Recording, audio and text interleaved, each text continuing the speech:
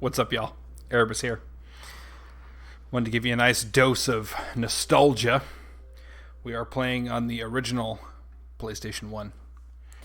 Welcome to Silent Hill.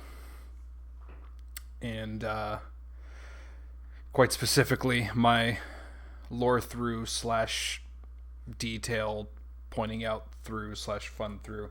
Whatever you want to call it. Doesn't really matter, to be honest. Hey, look. Konami. KCT was, I forget what it was, Konami Corporation something. Now this intro is actually kind of important, so I'm going to let this play, but I'm going to also talk over it. Here we see Harry and his wife, who, Harry's wife never mentioned, I don't believe, in-game, and never seen. That's the only shot of her. I'm surprised they actually modeled her for that. But they did. Most of these cutscenes, like in this opening montage of because most of these are cutscenes from the game, but in this opening montage, there are a lot of in-game cutscenes. But there's a couple, like the one with Harry's wife, that are only in the opening. A couple of them are worth note as well. So let's see. So far, all this stuff is going to be shown to us. Okay, this with Harry on the road, we don't get in-game, and it's important. So we see here Cheryl with her coloring book, and Harry driving her. It's important setup information to know, which the game does not give you.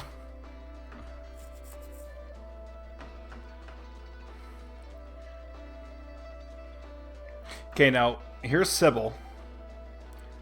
So it shows Sybil catching up to Harry on the road. And then she's just gonna drive right on past him. We'll talk about this in a minute, because there's a couple other things I want to point out that I think are gonna get in the way. But this is important, that she passes him on the road. Yeah, she looks over fine, and then off she goes. Okay. Hi, Cheryl. Cutscenes are so good. Okay, and there's Sybil's bike. Now, as Harry's driving down the road, he passes her down bike. That's not a location in game, so that's probably something that got cut. Same here. That's the Gillespie household, which was in Silent Hill Origins, although they retconned where it was to be right here next to the road.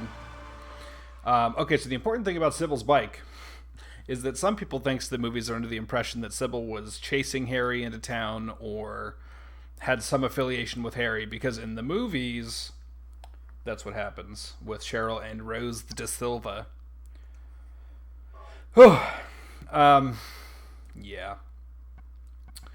Okay, what? Oh boy. Looking at volumes here, I'm not liking what I'm seeing.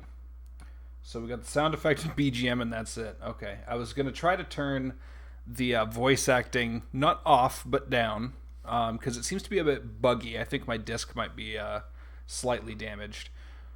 And I wanted to try to turn the music up a little bit because it's not real loud, but it looks like I can't do that.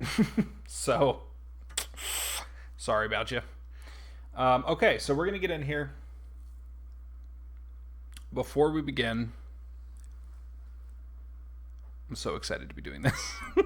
That's it. I'm so excited. Okay. Let's get in here. I'm going to start a brand new game. I'm on a brand new memory card. Well, mostly new memory card. There was nothing on it. Oh, yes. Okay.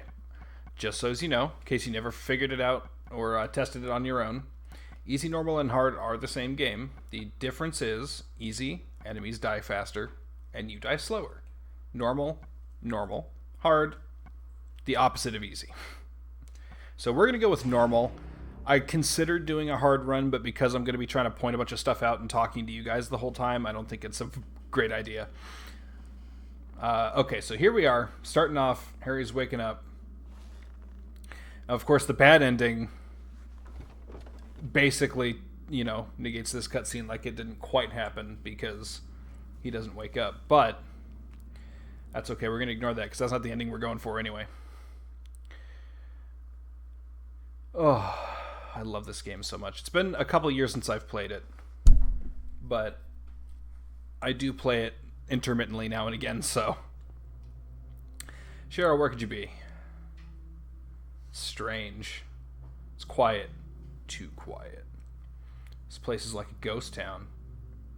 So this was one of the first, if not the first, horror games to, or any game really of the scope and size, to use 3D modeled environments like this. Resident Evil, if you're a fan of that series, which I am also, I consider Silent Hill superior, but I like them both. But in the Resident Evil series, you'll notice, like with the old games, that it's all pre-rendered backgrounds that you then, can walk through. This is actually a fully rendered 3D game world. And so that actually, amusingly, is one of the primary reasons that the fog and later the darkness are such prevalent things in the game. So basically, this is PlayStation 1 era we're talking about. Time to get a little bit nerdy, but there's a thing in game development. It's called draw distance. It's essentially how far you can see if you're, looking right at the camera here. So you see, like, under where Cheryl's at. Hey, wait! Stop! It's just, there's a couple pixels or whatever, but, there's the horizon and then just a blank gray. And the fog makes that gray make sense. Well, if there was not any fog effect or, nothing was going on here, you still wouldn't really be able to see over there. And if you did, it would look really bad, or the game would just be really slow and awful. Basically, the draw distance on the PS1 did not allow for this kind of world to be built. And so the way that Team Silent got away with it was they built the world and then obscured the hell out of it so you couldn't see very much at a time. And it worked out that, having this fog and this oppressive darkness was really beneficial to the atmosphere, and making the game scary. But one of the big things was that it overcame their technical limitations with what they could do, which is really impressive. Really impressive. And in the alleyway that we're about to walk into, you'll see one of the primary benefits of having a fully realized world to an extent. Because when the world's fully realized like this, there's just a bit more that you can do with the environment than if it was pre-rendered, because the environment actually exists and you can manipulate it and play with it a little bit. So, really small note, by the way, this line is different depending on what region you're in. What is it is the North American version, because of course I'm in North America. But in Europe and I believe Japan as well, he says, "Jesus, what is that?" Jesus got censored in America. Us Americans are too sensitive. Even though we have something coming up that Europe and Japan didn't have because of censorship. So, this shot right here is what you can do with fully realized worlds. And this shot is so disorienting. They use it a lot in different ways. This is the most aggressive, I think, that the camera gets pretty much in the whole series. But doing something like this camera work was just unheard of. You just didn't do it. First of all, you couldn't do it because pre-rendered backgrounds wouldn't allow for it, but beyond that, it just wasn't a thing that really happened in video games. Really, really genius stuff with the camera work. So now it's getting dark, and we hear that nice siren. I don't know if you guys can hear it real well over my booming voice. But there's an air raid siren going off. And, so the movie fixates really heavily on the siren. It's not really appropriate, but it is present, so it's not like they pulled it out of nowhere. That's one of the things that the movie doesn't do horribly. Just not quite right. Broken wheelchair, what's this doing here? Coming in with the, this theme that is in literally all horror games at this point, and was in horror movies before this. So two of the biggest influences, film-wise, on this game and franchise would be Jacob's Ladder, which if you haven't seen it is fantastic, and Session 9. Both great horror films. Jacob's Ladder is the main one. It has like a lot of this grading. Some of the ways that the enemies move, particularly later in the series with the twitchy movements, is very Jacob's Ladder. Several story elements as well, but what's this? Don't know. So I got some blood. That soundtrack's coming in. I don't know if you can hear it, but gosh, Akira Yamaoka is just outstanding with this music production. Now, as the game series goes on, he actually gets a bit softer and a bit more melodic. This first game is just banging pipes and aggression. There's some church organ in there, but I mean, it's an aggressive soundtrack, which suits the game. And now we've got this, which is clearly a corpse, but it's... the level of detail in it is great. Alright, now these enemies, I'm going to see if we can get a look at them. These are called Grey Children. These don't appear in the North American in the European or Japanese release. They're basically small children with knives. And they actually become a regular type enemy later on in the Midwich School area. So here in North America, they're here.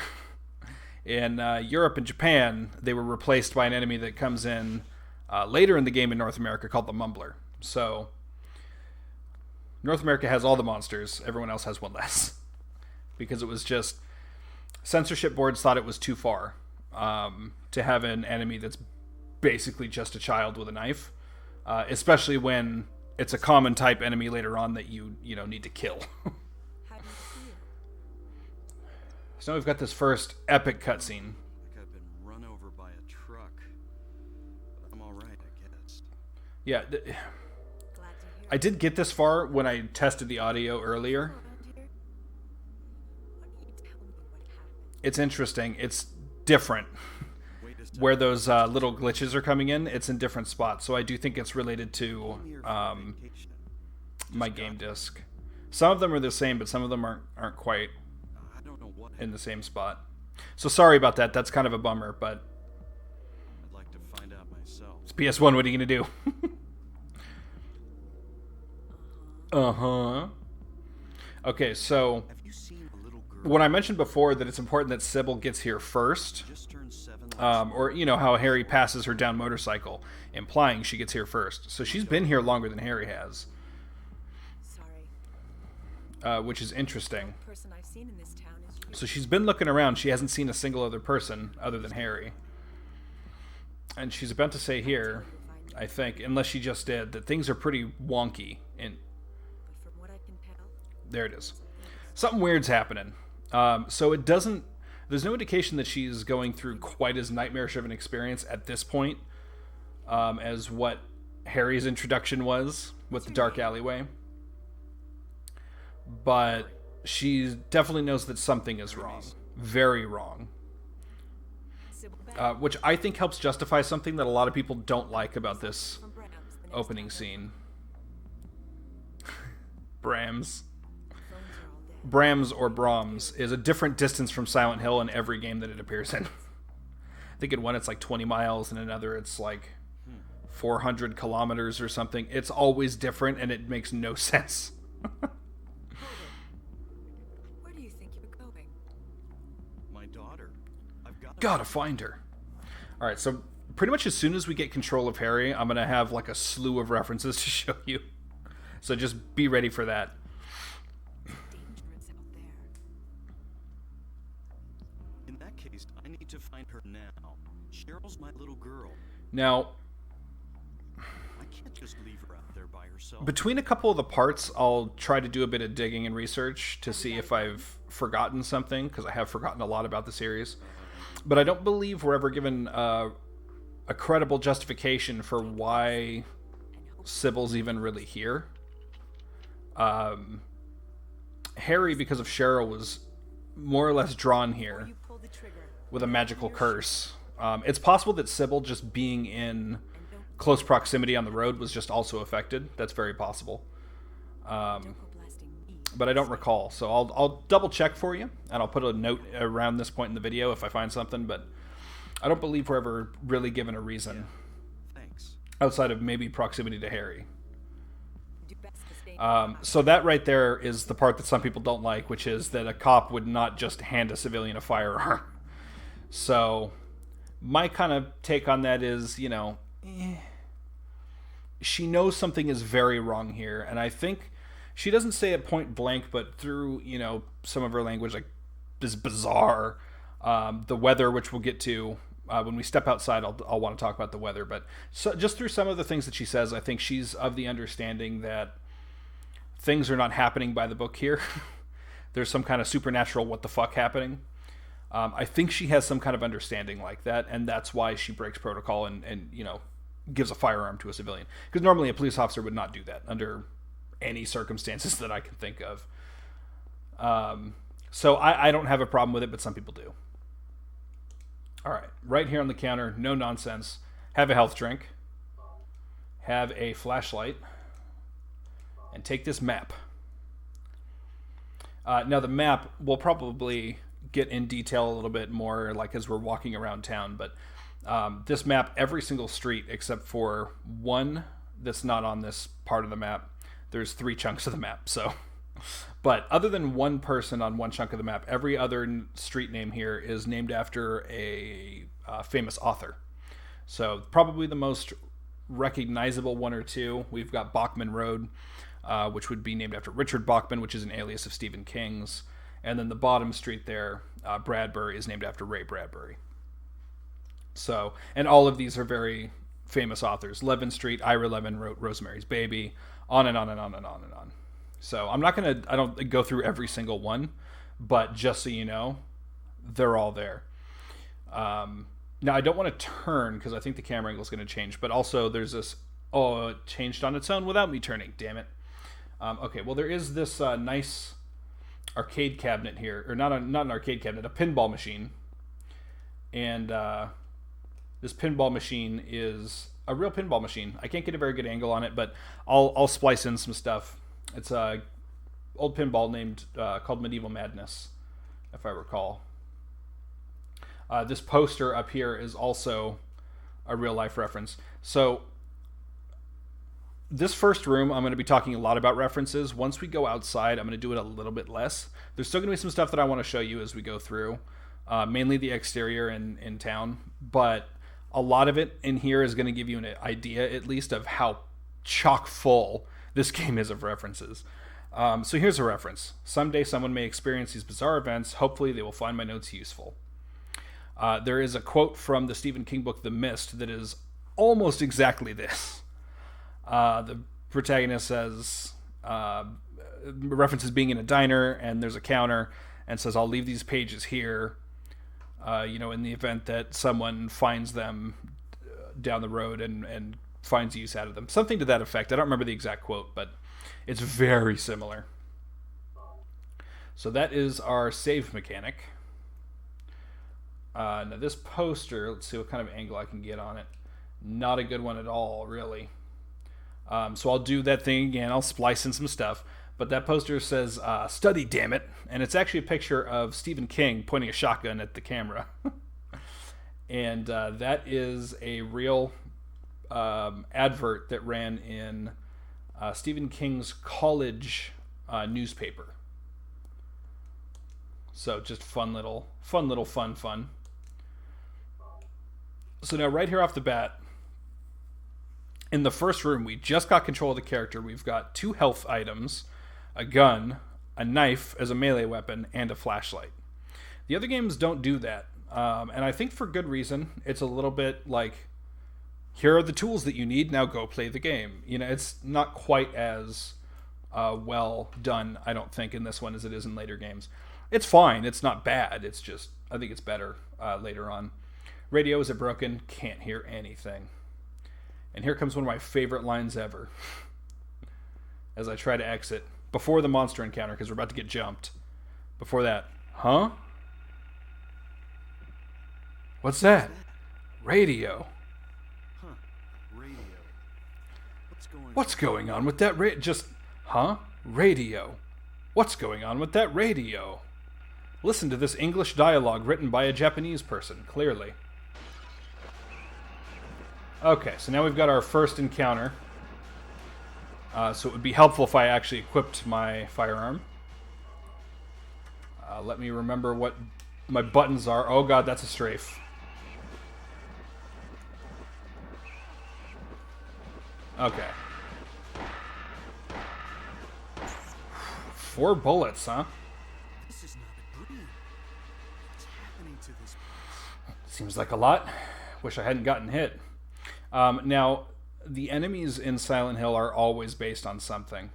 I don't have any ammunition. Of course I don't. I just started the game. See, but I feel like I should have ammunition because they gave me everything else.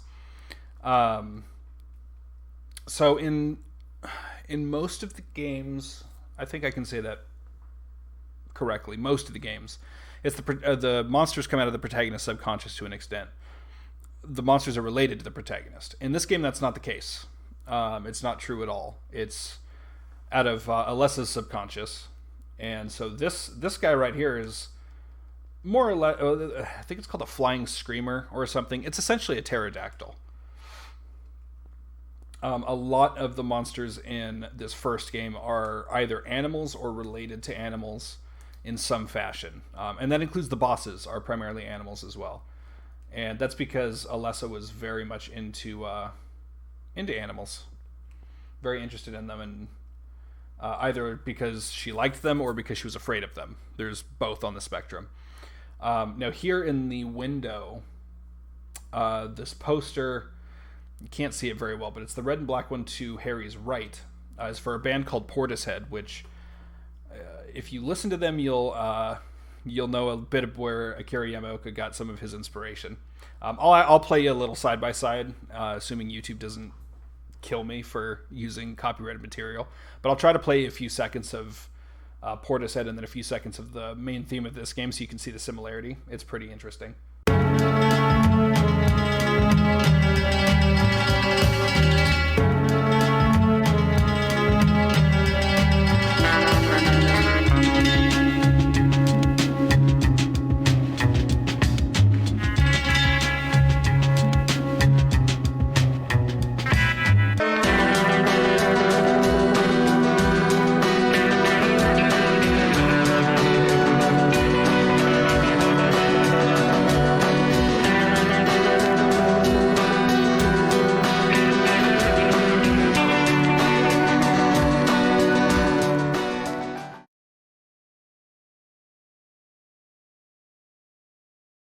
To pretend when one can find fallacies and morning rose, forbidden fruit, hidden eyes, courtesies that I despise in me.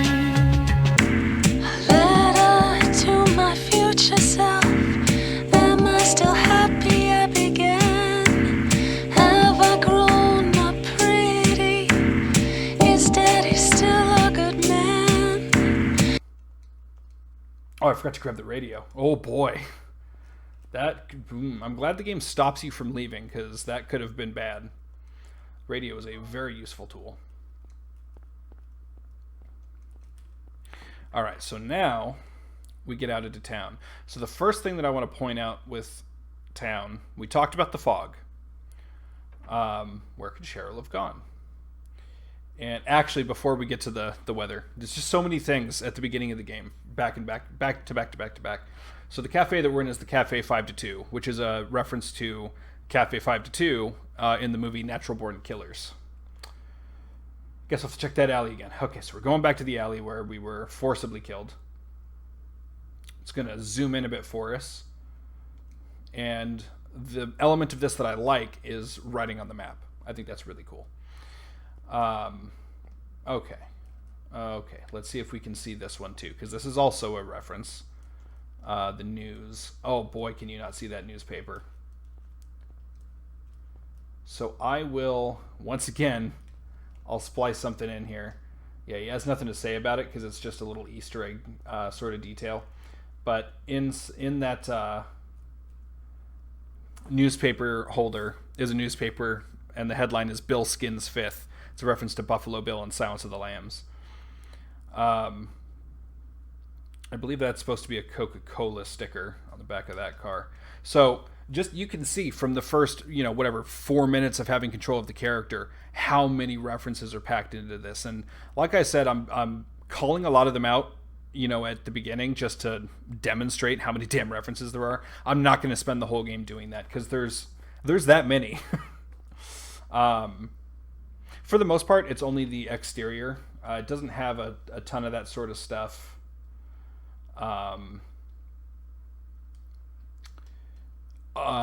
In the main game locations. So there is that. But out about in town, in Silent Hill, almost everything that you can see is a reference to something. I can't read that. I think it says Blue Bell. I don't know what that's a reference to, but it's probably a reference to something. A lot of the storefronts are real stores from... typically, they used either Chicago or New York. Because they really wanted this to feel like a real Midwestern, American town. That was kind of the point. And we'll get into that more when we get to the school, probably. But yeah, so let's get into the weather now before I get sidetracked again. The dogs show up for the first time here as well. So talking about the weather, so there is the fog, which we talked about that being partially for atmosphere because it's creepy, and it's... So one of the things with the fog, one of the reasons that it's creepy is this is a very big open space town, and they wanted a way to make this big open space feel claustrophobic. And they felt that the fog was the way to achieve that. And I would have to agree. I think that's very much what it does. So bravo. But you also notice that these little white dots are falling. That is not ash. Those are not ashes. Damn it. The movies claim that the town is on fire underneath or something. Some of the American-made games later ran with that idea because they were garbage. It's not ash, that is snow. And the point is that this is a nice resort town, which should be bustling. And Harry was coming here with Cheryl for a nice vacation. They were going to have a nice, relaxing vacation in this nice resort town. It's probably spring, maybe summer, and it is snowing. So that's what's supposed to be the point here. And one of the characters... this is not a matter of opinion. Some things are. I'll try to tell you when it's something that is my opinion, even if it's a pretty confirmed thing. If it's not 100%, I will tell you. The snow thing is 100%. I mean, one of the characters just straight up tells you that it's snowing. So that's not an opinionated matter. It's just snow. Don't pay attention to the movies. To school. This is Cheryl's sketchbook, which, because we saw the opening, little montage, we know that it's Cheryl's sketchbook, and that, because she was holding it in the car. But if you don't watch the opening montage, you wouldn't necessarily have that. Okay, so we need to get to the Midwich Elementary School. Midwich, of course, is the name of the village in Village of the Damned, as well as the book that's based on, which is called something else, and I don't remember what it is. Sketchbook cover, his picture. It's me. Cheryl needs to not go to art school because it's not worth it. The sketchbook I gave her on her 5th birthday. All right, let me check my health before I go back out, because I did take a hit or two. Still doing good. Okay, so that piece of paper is letting us know that we need to get to school. Now, we pulled up the map. If we were first-time players, we may not know what we have to do next. Because we're experienced players, we know that in Silent Hill, typically, the direct route to where you want to go is going to be blocked. The road's going to have disappeared. There's going to be a random, impassable fence. Something will happen. And that's the case here. So the only way that we can get to the school is through a house. I believe it's on 11th Street. But we're going to need a key before we can do that. And I don't recall actually where the key is. Exactly. I want to say it's up by I don't remember. I'm going to have to just try to look at the streets and tell where the key's at. I remember what the area looks like. I just don't remember on the map where that is or how to get there. So, hey, I haven't played the game in a year or two, so you're going to have to give me a break on a couple of those things. Which reminds me, by the way, this is a lore through. We're going to be talking about the lore in detail. We're going to be talking about, the movies and probably the comics and the Western developed games and everything else. I mean, we're going to be talking about stuff. But by no means am I a complete know-it-all. I act like more of a know-it-all than I am on this one. I do know a fair amount about Silent Hill. I do. But I don't know everything, and I'm probably wrong about certain things, so just so you know, don't hold it against me. Okay. And feel free to point out if you disagree with something, because some things are going to be opinion, and I'll give you reasons why I have whatever opinion I have, but some of these things are opinion, and some of them are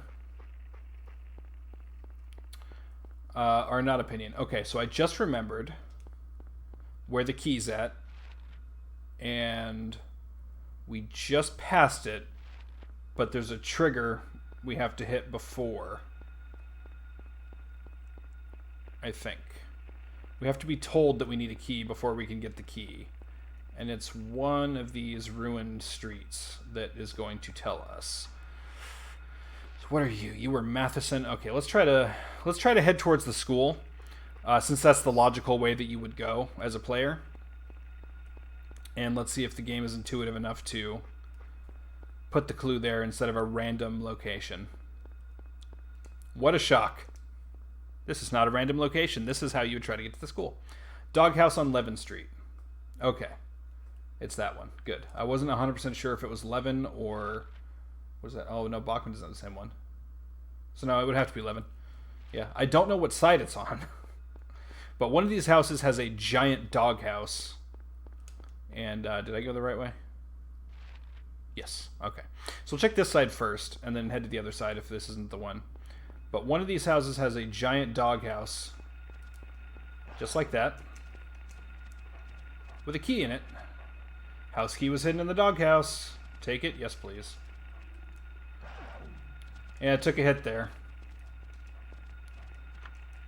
Was pretty unavoidable. I did pretty well, honestly, in not taking too much damage in that sequence.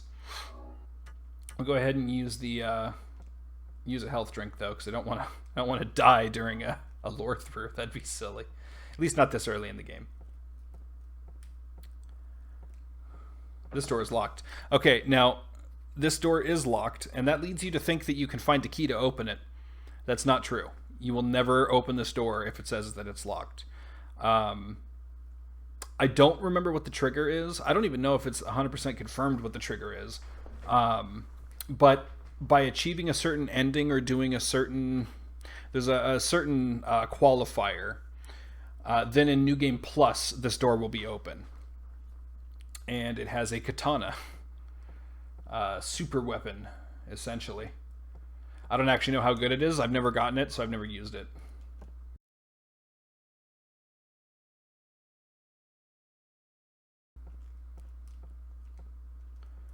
I pretty much go for the same ending every time, and that is the good plus ending. So there's 4 endings. There's bad plus bad, good, and good plus. Let's go ahead and rotate our saves. That's the smart way to do things. And get some ammunition, which is beautiful and delicious. Yep, that's a health drink. Excellent. Check the fridge. It's empty. Sometimes fridges have health drinks, although I think that might be Silent Hill 2. I'm not sure. Okay, so here's our door. There are 3 locks.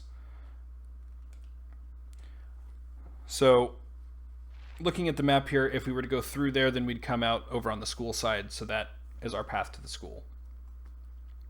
But we're going to need 3 keys first, and this map is going to tell us what we need. The keys for Eclipse. Copied it to the map. Thank you. because as you can quite clearly tell, there are 3 marks on that map. So we know the 3 places that we need to go. Alright, so what we're going to do is we're going to start out by going left on Levin and right on Finney. And go head over that way. Seems like a good plan. So far we've run into 3 enemy types already. So we've got the pterodactyl guys, which are the air screamers. The dogs, which I don't remember what they're called. But essentially, Alessa has kind of a fear of big dogs. And then the gray children, which we'll probably talk more about them when we get to their primary location, which is the school. Which is, of course, our next location after wandering the streets of Silent Hill. So it's not far off. We'll get there. But in the meantime, let me see if I remember where these keys are. Let's see. Okay, I'm just going to follow the sides here. There's going to be enemies, so I'm not going to slow down too much. By the way, the key for dodging most of these enemies... Well, it's not going to work when you're trapped like that, but the key for dodging most of these enemies is to serpentine. You don't want to run in a straight line. Running away from them when they're back-a-ways in a straight line is fine. That was the wrong alleyway, by the way. Good on me. That was the Cheryl alleyway. I just saw writing and went with it. So when you're running away from them and they're not, right on you, straight is good because you're faster. But if they're on you and you need to actually juke and dodge to get away from them, because typically they're faster than you in close quarters, it's all about that serpentine. Their turn radius is not excellent. So you can absolutely serpentine your way to victory. Because, of course, this looks important. Oh, right. Basketball court. Forgot about this. Somebody was playing basketball with a dog's head. Oh, Silent Hill, never change. Key of Woodman. Because, of course, survival horror game, you want to save as much of your ammunition as you can so that you get to the end of the game with way more than you need, and you could just dump on whatever final boss the game throws at you. There's nothing different here, so I'm going to be running away from most things. All right, let's go left and then up. Thank you for working. Now, these keys also are fun. One of the things that I love about Silent Hill in general is the puzzles, because it's never like go find the garage key, or something of that effect. It's never that. It's never that. It is always something that is different for some reason or interesting. Oh, this one is on me. I'm going to do a big circle. Take that.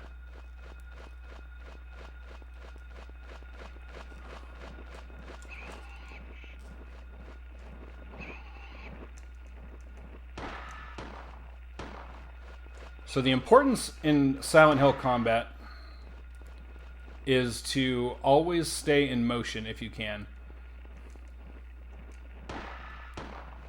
And yes, I realize that I just said I'm going to run from most things, and ran specifically from that thing for a very long period of time. But I need to investigate some things over here.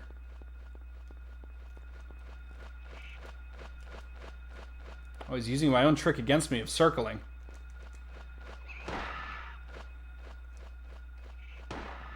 I can't fight the circling. Okay. There's some stuff I need to pick up over here, so I don't want to... I'm just going to end up taking more damage trying to run around them, in this case, than just killing them. So, got the Key of the Lion. So, yeah. At Silent Hill, the puzzles are always something interesting. We have 60 bullets. Holy shnikes. And this puzzle is no different. The very first puzzle is go find keys for Eclipse, which is already like what? Turns out that's a bit more functional than it would originally appear. Since once we walk through that door, there's kind of an eclipse. But the keys are characters from Wizard of Oz. They're the Tin Man, and he's called the Woodman here. The Woodman, the Lion, and the Scarecrow. A couple things, by the way, on the map that I just noticed. So up at the top near where we were there's a convenience store 8. I don't know if you can see it, but it's basically 7-Eleven, which is fun. There's also, right next to the cafe that we started at, a Queen Burger. That's Burger King. A little below that, there's a Poston Market instead of Boston Market. Down by the B in Block Street is Cut Right Chainsaws, which is from Texas Chainsaw Massacre 2, I think. References everywhere. Literally everywhere. Would you... Oh.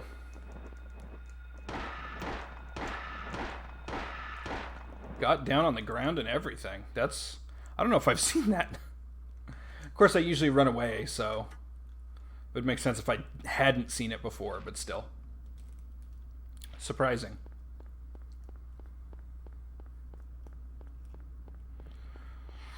Alright, so we'll collect this last key. And then we're going to be good to go to head towards the school. Making some pretty good progress.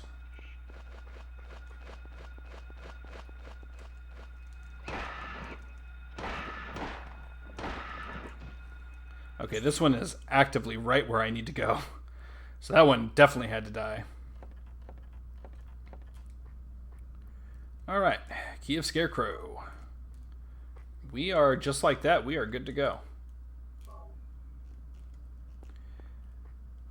Good to go and good to go. So now we can just head on back to the house on 11th Street. And we'll be there. So yeah, we'll just take a left right here. And I think it's even going to be on the left-hand side. Yeah? Oh, God, no. Need to make a right on 11 first. I was confused as to where I was. That's why, by the way, you'll notice I check the map all the time. It's because I get lost really easily. And I just remembered one thing that I did want to show you guys, just because it's kind of neat. Oh, hey, here's the Queen Burger. See, it's even Burger King's logo. There was one thing down this way I wanted to show you as I take damage, so you better be thankful that I'm taking the time to show you. This won't mean anything to most people. Like, I'm going to say 90% of people are not going to care. But, oh well. Hang on. We got bullets. That is very handy. Well, now I guess I got to thank you guys for making me come this way. Okay, which building is it?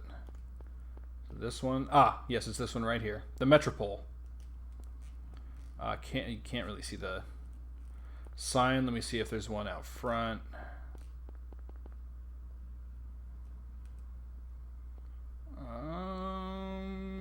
No, not that's really visible. One over here. Oh, this is very okay. Now this is nice. The Metropole. That is a theater from a movie called Demons, which was made, I believe, by Dario Argento, an Italian horror filmmaker. He either directed it or produced it. I don't remember which one, but it's a Dario thing. And these posters on the side here, boy, can you not tell what they look like, but I'll splice them in. They're from that same movie as well. So that's a cool kind of one-of-a-kind thing. A lot of the references pop up multiple times, so I don't really feel the need to make a detour to check them out. Even if we miss them, it's not that big of a deal. But that one, if I'm not mistaken, is that's the only place that it is, and only in this game. So that's pretty neat.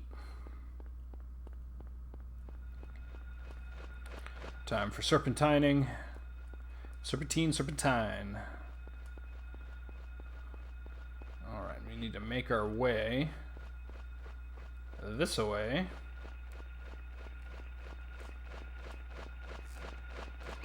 Wow.